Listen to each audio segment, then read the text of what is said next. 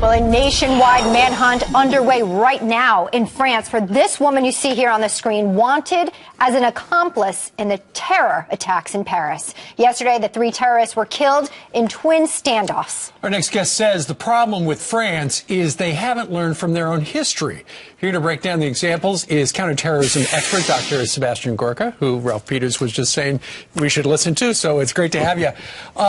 Doctor, we're going to start, and you're going to tell us pretty clearly that over the last, 40 or 50 years, France has essentially paid a lot of bribe money to make problems go away, rather than just facing up to the fact that they've got problems. Absolutely. All through the Cold War, whether it was Algerian terrorism, whether it was Palestinians or even Iran, basically France decided to collaborate, to turn a blind eye, pay ransoms, provide sanctuary on their own soil in exchange for not having their own citizens targeted. Sure. Without realizing that the kind of people we face today, the global jihadists, cannot be negotiated with. Can you give us some specifics here? Let's start with the 1970s, the purchase of immunity there. What can you tell us? Right.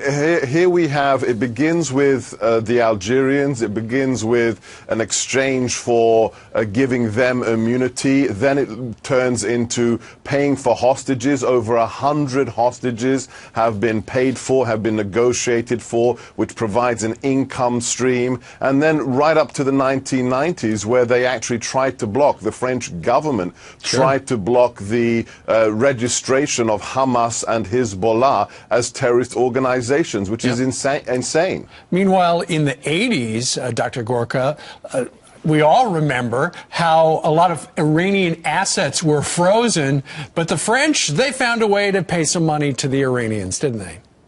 Right. They believe that you can negotiate with those that wish to destroy you, and we know the Iranian Republic wants to export its Shia version of Islamic Jihad, but they thought they could pay them off, and we know that it doesn't work. When you're dealing with extremists who believe in a them or us final victory, you're just delaying your eventual demise, and in the meantime, paying for them to kill you.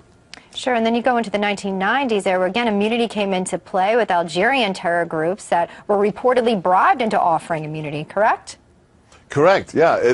France has a long history with the northern département of North Africa that became Algeria, and in exchange for what they thought would be safety for their citizens, they went into a deal with the Algerian terrorists. And as it's turned out, for the bad guys, France is a great person to pick on, because they have paid, apparently there have been ransoms paid for somewhere in the neighborhood of about 100 French hostages, and we're talking about millions and millions and millions of dollars.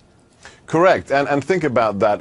You get into a vicious cycle whereby they look at you as a source of funding, you give into it, you pay for your citizens to be released, and then what stops them from kidnapping the next bunch of French citizens? So you literally become a basis for funding of terrorist attacks. Yeah. Let me ask you this, Dr. Gorka. We keep talking about the no-go zones in France here. Can you explain those, the history of them, why it's important, and then what should be done moving forward?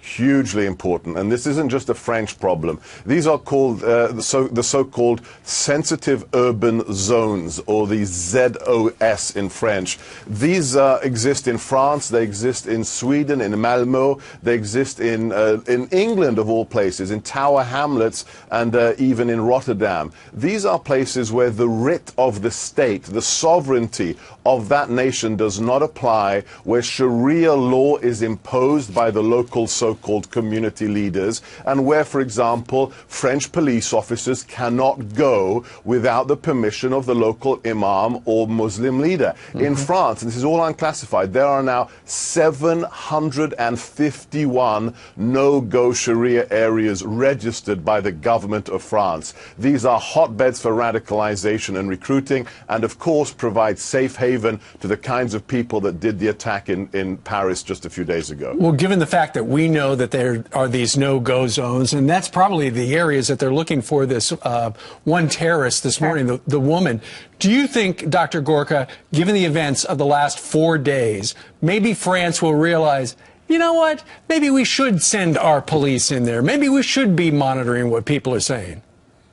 A country doesn't function unless there is one rule for everybody. You can't say there's an enclave here and Hindus are going to do what they do by their religion. There's an enclave here and the Christians are going to do what they do. And then down the street, the Muslims are going to force women to wear burqas and you can't drink alcohol. Then the nation collapses. And this is the death of Western civilization.